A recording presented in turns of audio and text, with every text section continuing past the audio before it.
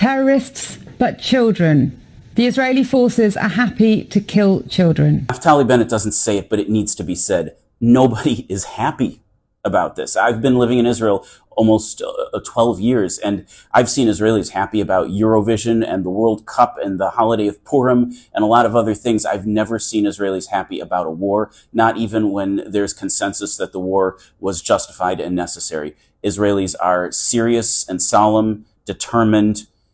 There's even a bit of sadness and regret that war is necessary at all. I've never seen happiness around wartime, not in Israel. You know, it's quite remarkable that you'd say that, because they're killing us. Now, if there's a 17-year-old Palestinian that's shooting at your family, Anjana, what is he? Under your definition, you are calling them terrorists. The UN are calling them children. No, I'm actually asking you, what would you call a 17-year-old person with a rifle shooting at your family and murdering your own family? How would you define that person? We're not talking about that. The UN has exactly defined them as children. The International Convention on the Rights of the Child prohibits the use of child soldiers ever.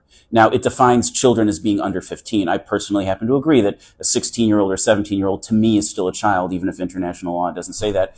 But what's really important here is that there's a reason why child soldiers are prohibited, and that reason is because all of the other conventions on armed conflict, the Geneva Conventions, the Hague Accords, the Rome Statute, all agree that when somebody is firing at you, you have a right to act in self-defense. And if somebody is endangering your civilian population, you have not just a right, but an obligation to act in self-defense. Now, that's a horrible position to put children in. And in fact, not only does it violate international law, it meets the United States government's definition of child abuse. And that's why it's so important to point to the accountable parties. This is Hamas and Palestinian Islamic Jihad.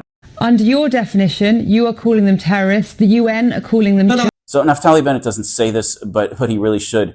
If I were him, I would say it's not my opinion that they're terrorists. That's the opinion of the United States and the European Union and the United Kingdom. And basically every government in the Western world, almost all of them, define Palestinian Islamic Jihad and Hamas, which are the two major fighting forces in Jenin, as terror organizations. Civilian casualties are a tragedy, and the death of a child is a catastrophe just beyond words, which is why it's so important in a situation like this to make sure that we put accountability in the right place. Every data point that we have shows that Hamas and Palestinian Islamic Jihad are responsible for the human suffering in Jenin and for putting children in abusive, horrible military positions and for attacking civilians unnecessarily. And it's no surprise that the world has already spoken on this, has already designated them for years as being terror organizations. That's not by accident. We have to put accountability in the right place, or else these tragedies will repeat themselves again and again.